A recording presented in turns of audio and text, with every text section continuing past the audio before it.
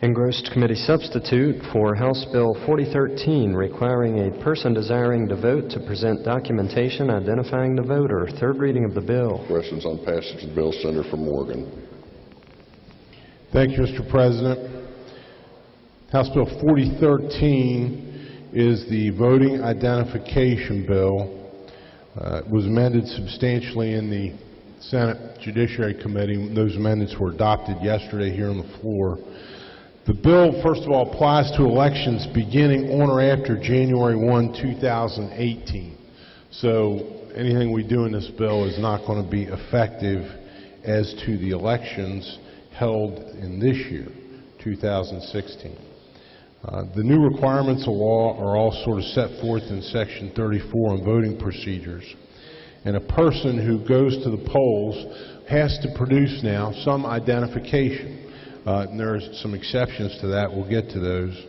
But the list of documents that a person could use to establish his identity at the polls include a valid West Virginia driver's license or West Virginia ID card issued by the DMV, a valid driver's license issued by a state other than the state of West Virginia, a valid employee identification card with a photograph of the eligible voter, issued by any branch, department, agency, or entity of the United States government or the state of West Virginia, or of any county, municipality, board, authority, or other political subdivision of the state of West Virginia. A valid student identification card with a photograph of the voter issued by an institution of higher education in West Virginia, or a valid high school identification card issued by West Virginia High School. A valid military identification card issued by the United States with a photograph of the person desiring to vote. A valid concealed carry permit issued by a sheriff of the county with a photograph of the person desiring to vote. A valid Medicare or Social Security card. So, and we mentioned this yesterday, I think this bill last year, we had a similar bill last year, but on the floor that maybe didn't make the floor, but in committee, and it was limited to identifications, cards, and documents that had photographs. This year's bill goes way beyond that. Because it permits a valid Medicare card or Social Security card, as the members of this body know, those Social Security cards do not have photographs. A valid birth certificate. A valid voter registration card issued by a county clerk. A valid hunting or fishing license issued by the state of West Virginia. A valid identification card issued to the voter by the West Virginia Supplemental Nutrition Assistance Program, SNAP program. A valid ID card issued to a voter by West Virginia Temporary Assistance for Needy Families program, so TANF identification. A valid identification card issued to the voter by West Virginia Medicaid, a valid credit card, a valid bank card or debit card, a valid utility bill, a valid paycheck, valid bank statement within 6 months, valid health insurance card.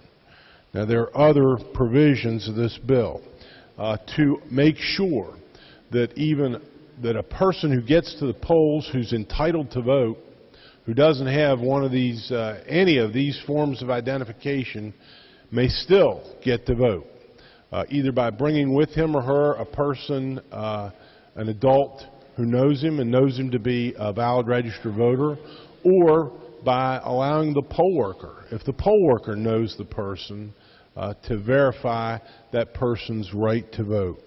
So, as we discussed on the floor yesterday, there are some changes in the DMV section of the bill, which make it mandatory for the DMV to register voters at the time they get their driver's licenses, and we make it easier in this bill to get a non-federal West Virginia driver's license. So,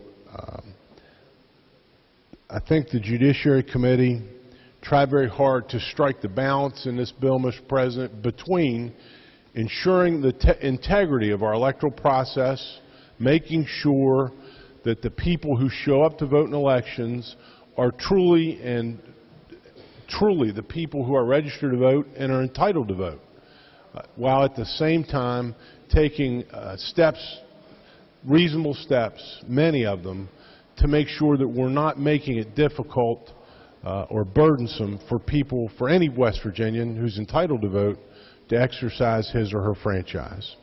Be happy to answer questions. Otherwise, urge passage of the bill. Questions on passage of the bill. Senator from Marshall. Thank you, Mr. President. Will the senator from Morgan yield? Senator will yield. Certainly. Senator, I wasn't in the committee, obviously, but I was wondering perhaps if there were any examples that were presented that this is a lack of identification requirements presently in West Virginia have somehow led to rampant voter fraud at the polls on election days.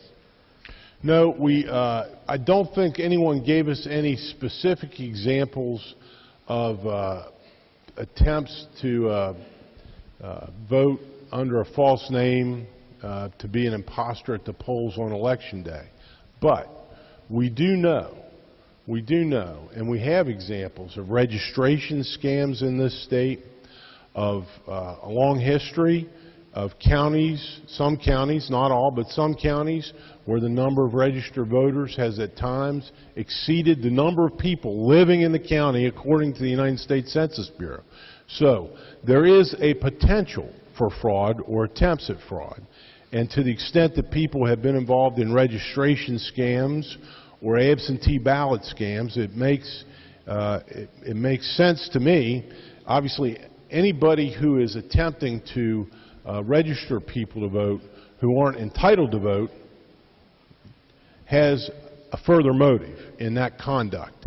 It wouldn't make sense to register, to do phony registrations, if there weren't some plan later down the road to make that, to affect the outcome of an election by having people vote under fictitious names. So, this bill represents a reasonable and measured step, in my opinion, to prevent, to make it harder for someone to carry out such a fraud.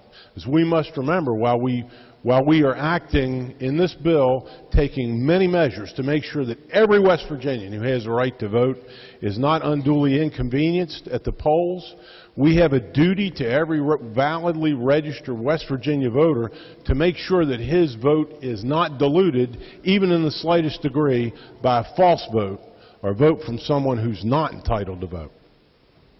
But even though, as you indicated, and I would agree with you that, having voter rolls that might exceed the population of the county would be inappropriate, would you not agree it might be a more appropriate action to just pass legislation that requires purging of those records more regularly than... Well, we should do that as well, and we have done that, actually. There's legislation floating through. I don't know where it is in the House of Delegates, but that will empower the Secretary of State to delete voters. The county clerks have, some of them anyway, expressed some resistance to that, but I believe the Secretary of State should have the power to purge voters where there's evidence that the voter's deceased and the county clerk for some reason has not or will not purge those voters. So I agree with the Senator, but the steps are not mutually exclusive. We should do what we can on every front to protect the integrity of the electoral process. This whole government, this experiment in self-government that commenced on this continent almost 2.5 centuries ago now, depends on a fair, just, democratic, small d, democratic process that has public integrity in it. And would you agree with me, despite the fact that on the books, as the law exists now, we haven't taken all the efforts necessary to purge all our voters' rolls, and despite the fact that there may be registration irregularities in getting people registered to vote in an inappropriate way, it's not really turned out that actually turns out into voter fraud on election day with anonymous or bogus people actually going to the polls. Is that correct? Well, I agree that doesn't necessarily, but it could. And if you have in a county of West Virginia, a county where there are more registered voters, active registered voters, than there are people, and I'm talking about adults and children living in the county, there's an enormous potential for fraud there. Someone should, obviously, people are deceased and not being removed from the polls. Someone could show up at the polls, and if we have no requirement of identification at the polls, a person could pretend to be someone who's deceased, who is still registered to vote, and cast a ballot under fraudulent circumstances. And I think it's the responsibility of this government to make sure that sort of thing doesn't happen. And I understand that, but you would agree with me that despite the potential for these occurring, there's not been any reported instances of that being a significant problem on Election Day in West Virginia at the polls. None were reported to our committee when we considered the bill. Thank you, sir. Yes, sir.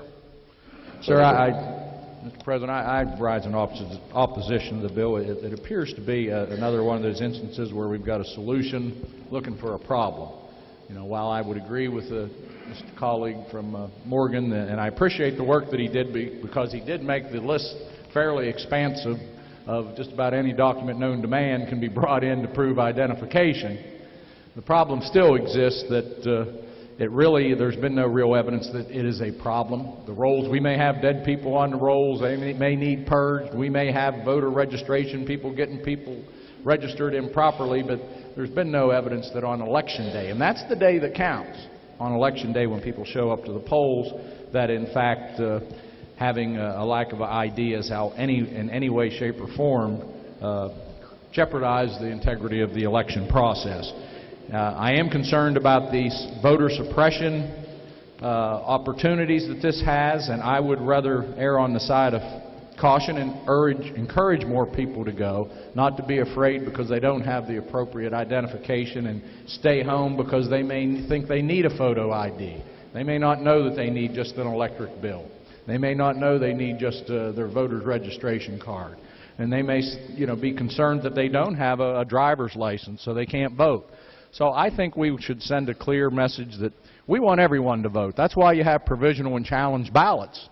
And that's why you have counting boards and you have people working at the polls to ensure that those kind of things don't occur.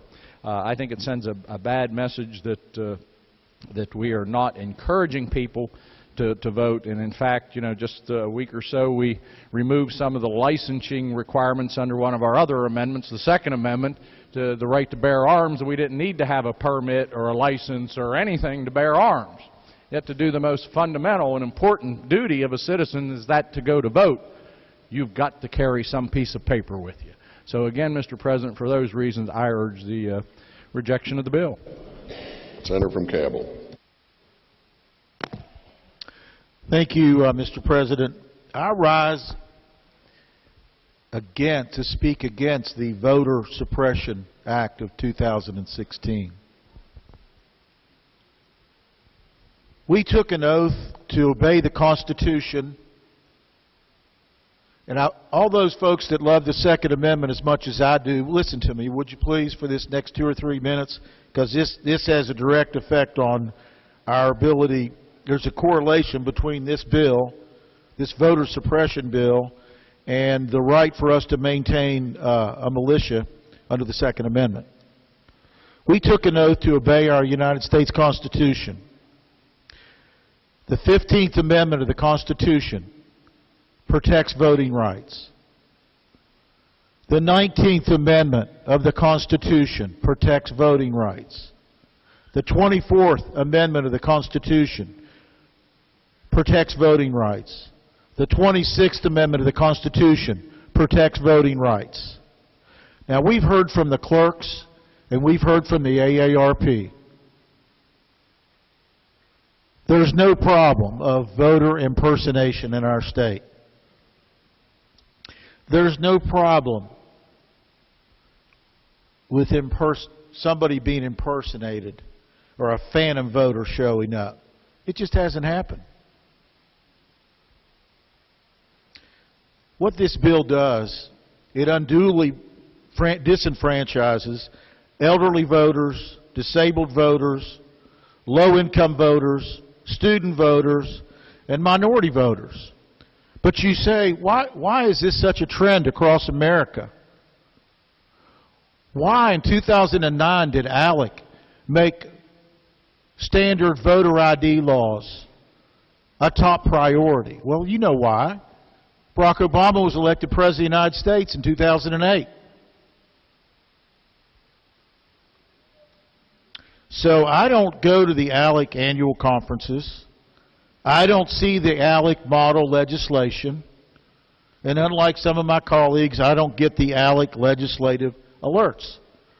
But I want to hear from the folks that do in this chamber. Explain to me why we have the Voter Suppression Act of 2015. Now, when we talked about the Second Amendment, I advocated some training.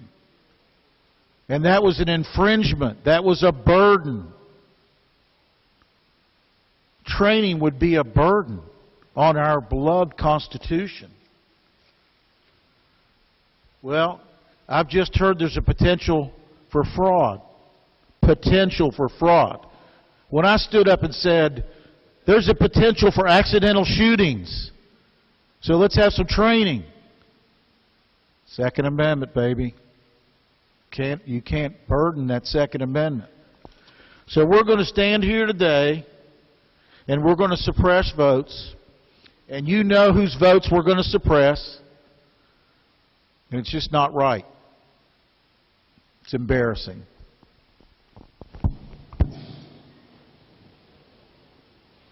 Further discussion, Senator from Harrison. Thank you, Mr. President. You know, I rise again because, you know, this bill is just the epitome of this entire session. Here we are with another solution looking for a problem.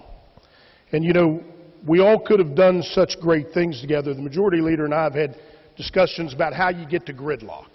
You know, we've sat here for years saying, how did Washington get to gridlock? This is how it happens. You start building a chasm, and every ideological bill that has no basis in fact widens that chasm. And that's what we've done here. As the gentleman from Cabell County said so eloquently, it's now easier to carry a concealed weapon than it is to vote. Think about that. Easier to carry a concealed weapon than it is to vote in America. That's silly. There's not been one case of voter fraud in West Virginia. The examples that the gentleman from Morgan gave, the registration cards, that was a scam to make money for getting paid to register people. Dead people on the rolls, that had nothing to do with anybody trying to impersonate one of those decedents to vote. You know, voter turnout in the last election was at a 60-year low. Maybe that's the goal here, to keep voter turnout low. But our poll workers make sure that everybody who votes is the person who's registered to vote. When you register to vote, the first time you vote, you have to show photo ID or show photo ID when you register. That's why we don't have any voter fraud. I urge my colleagues to vote against this bill and quit pandering to fear that is not a reality, and quit wasting our time on solutions looking for problems.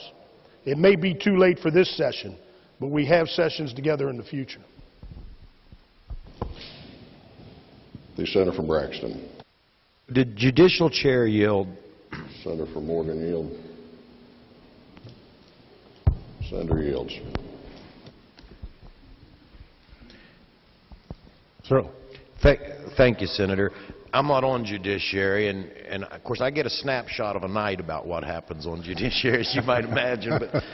But the question I have, how does this affect absentee voting? This doesn't affect the absentee voting process at all. Well, so let me get this straight.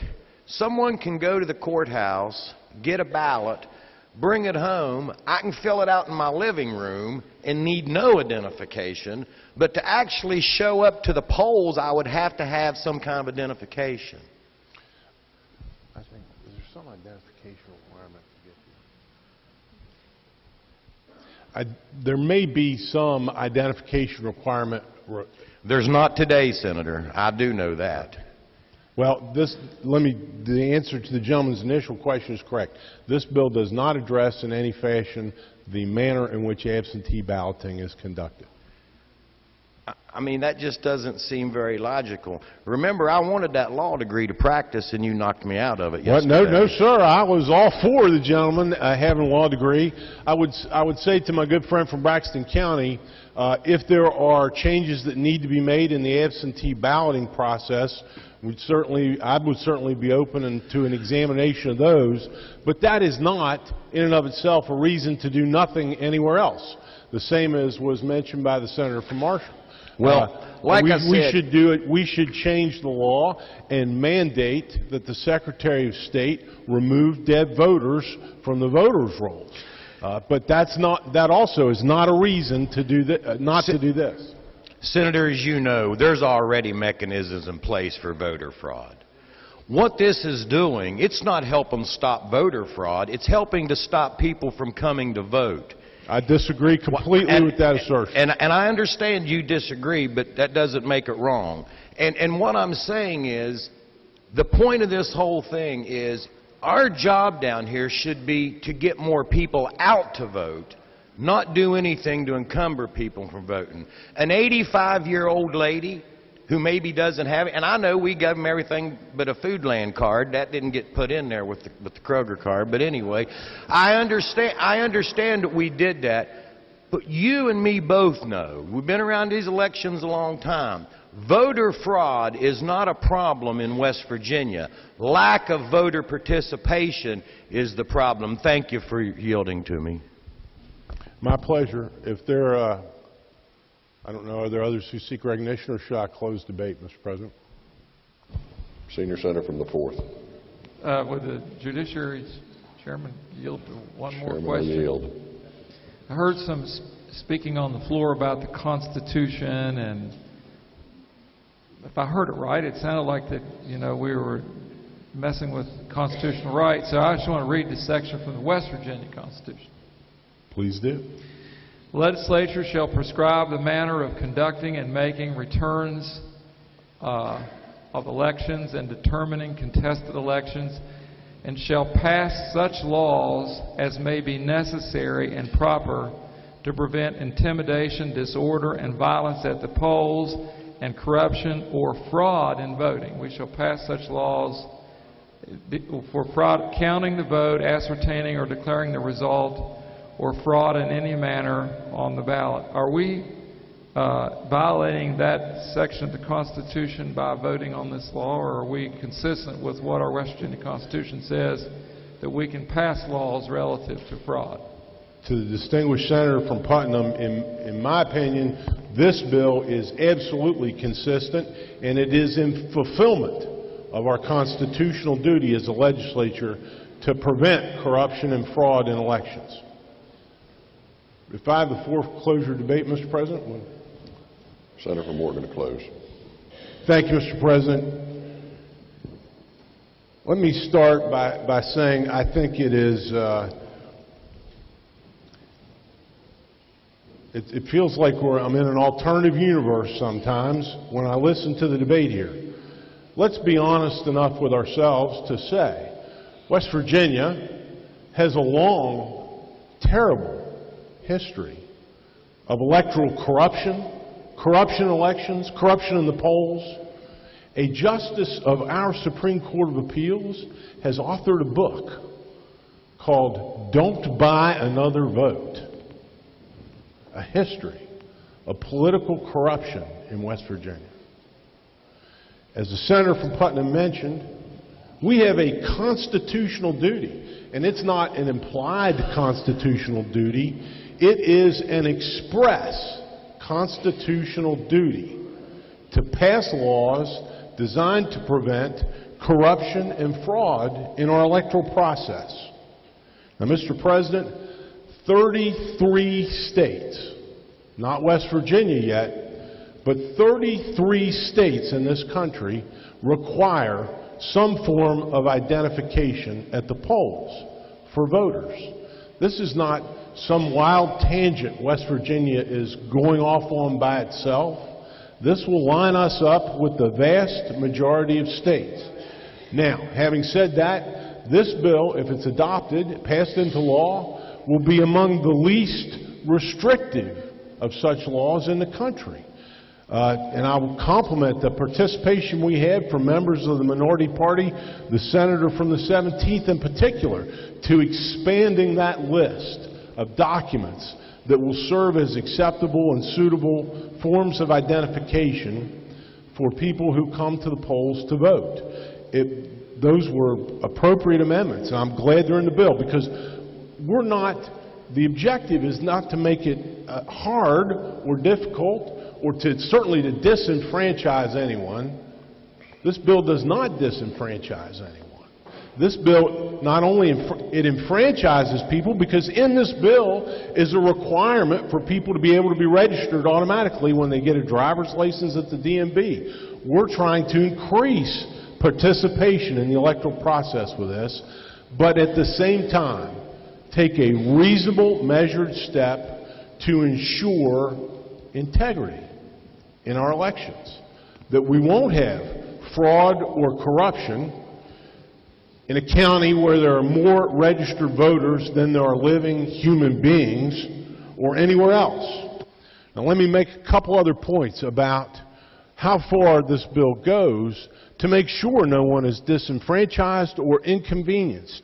The DMV is directed in this bill to provide an absolutely free photo identification card, whether they're driver or not, to any person who wants one to be able to vote. Free. We require in this bill the Secretary of State, between now and 2018, when this bill will become effective, the elections at which it will become effective, to engage in a public education process to make sure people know they have to take some form of identification with them to the polls. As mentioned, the exhaustive list of documents which will satisfy the requirement of presenting identification. This bill is not about anything other than protecting and preserving, ensuring integrity in the electoral process, prevention of fraud and corruption. There's more than one way to be disenfranchised. It is possible to be disenfranchised by having your vote canceled by the vote of someone who has no legal right to vote. That's disenfranchisement. My fellow senators, I urge passage of this important public integrity bill. Question for the Senate, shall the bill pass? All those in favor will vote yea, those opposed will vote nay. The clerk prepare the machine.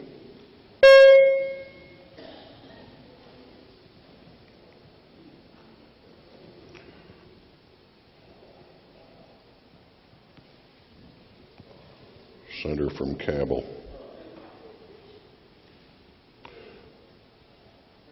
Has every member voted? If so, the clerk close the machine and ascertain the results on this question. 20 yeas, 14 nays, 0 absent, not voting. More than a majority of those present and voting having voted in the affirmative, I declare the bill passed.